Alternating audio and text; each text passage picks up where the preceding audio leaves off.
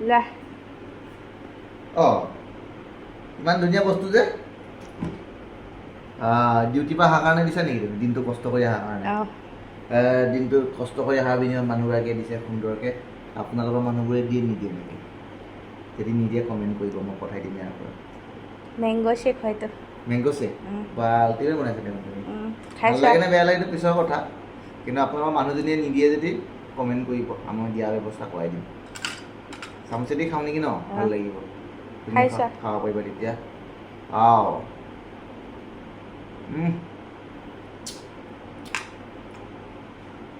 ultimate বনাইছা তুমি